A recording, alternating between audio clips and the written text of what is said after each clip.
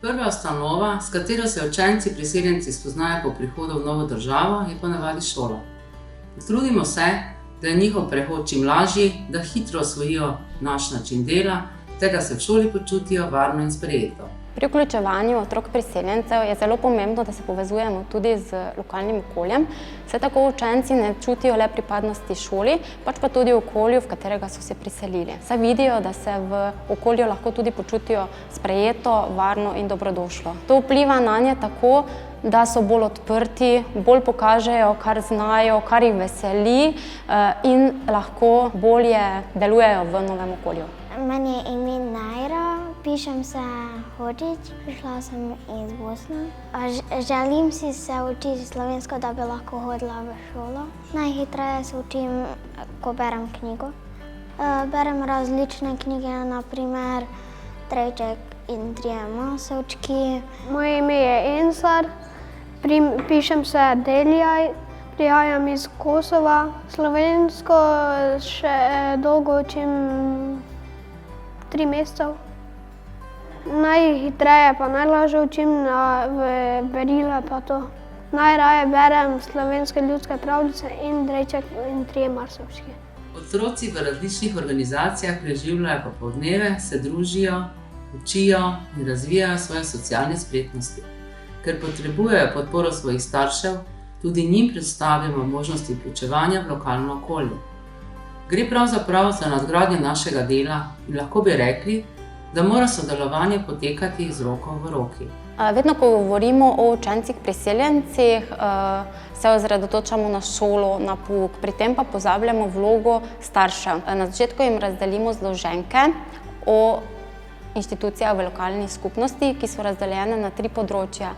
Na področje dokumentacije, torej kateri dokumenti so pomembni za bivanje tukaj, potem na področje aktivnosti za otroke in aktivnosti za starše. Zelo dobro je, da tudi starši znajo govoriti, se znajo sporazumevati v okolju, zato se v sklopu projekta izvaja tečaj za mame, vendar ta poteka le enkrat tedensko.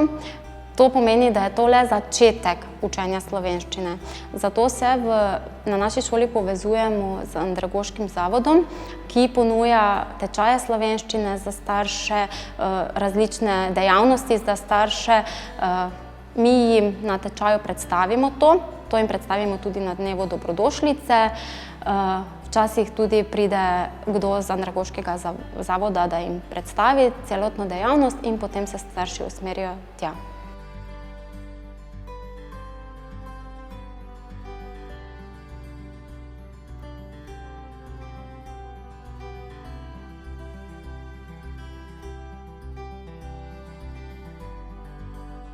Ker je za ljudi novo okolje velikokrat ovira, smo za prvi stik ustanov, učencev in staršev poskrbeli tako, da smo organizirali srečanje. Gre za srečanja, kjer se zberejo vsi, ki se ukvarjajo s področjem vključevanja učencev in staršev priseljencev, ki jih ta tematika zanima in bi radi o tem izvedeli več. Pokazalo se je namreč, da je to odličen način širjenja dobrih praks, prikaza tematike z več stališč in povezovanja več deležnikov iz lokalnega okolja. Ker so predavatelji na lokalni posveti strokovnjaki z več področij, tematiko predstavljajo večplastno, kar ustvarja veliko možnost za izboljšanje in nadgradnjo že uspešnega sodelovanja v lokalnem okolju. Moje izkušnje s vključevanjem v lokalno okolje je tako, da je morala šola na začetku kar precej sodelovati z lokalnim okoljem, da so učenci sploh šli izven šolskih zidov. Danes pa to poteka tako, da lahko rečemo, dober glas seže v 9. vas in se učenci kar sami en drugega povabijo. Aha, tam je zelo dobro, pridi z mano. Aha, Ensar in Nejra, videl bi se še učila. Super, bom jaz poklicala Nino na Pika dnevnem centru in se bom dogovorila. Kdaj bi pa šla tja? Kdaj imata čas? Danes popoldne.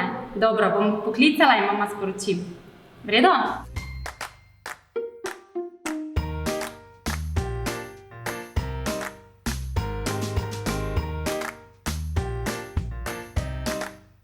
Bravo, kak sta? Vred. Kako je bilo v šoli? Vred. Malo se mi zdi, da tak ne najbolj dobra volja, ha? Ali sta? V redu? Ja, malo ne. Malo ne? Ker ne razumem malo pri človeški telo. Človeško telo ste se učili? Ja, pa ne razumem. Ja? Ok. Torej, kje začnemo? Bomo kar pri... Kaj imamo to? Lasje. Glavo. Na glavi so Lasje. lasje. V Pikadnem centru za otroke in mladostnike Maribor je glavni namen psihosocialna pomoč. Ne toliko učenje, ampak mi preko te pomoči skozi šolske naloge vstopamo v en oseben odnos z otrokom, malo bolj sproščen odnos, mogoče jih zelo dobro spoznamo in tako se tukaj potem otroci počutijo varne, morda jim je lažje kaj povedati oziroma zaupati potem prostovoljcem in nam zaposlenim. In mogoče se tudi na tak način nekoliko lažje, hitreje naučijo. Mi imamo sedaj recimo vključenih 113 otrok priseljencev, največ jih je iz Kosova, pa tudi Bosne in ostalih držav in jim tukaj nudimo to psihosocialno podporo, ki deluje preko individualne pomoči in pa tudi preko skupinskih aktivnosti, naprimer raznih socialnih iger, pa drugih strukturiranih aktivnosti, potem spoznavajo slovensko kulturo, slovenski jezik, da so v bistvu, da bodo proaktivni državljani nekoč, da bodo lahko se zaposlili, da bodo imeli izobrazbo, ki jim bo omogočala dostojno življenje,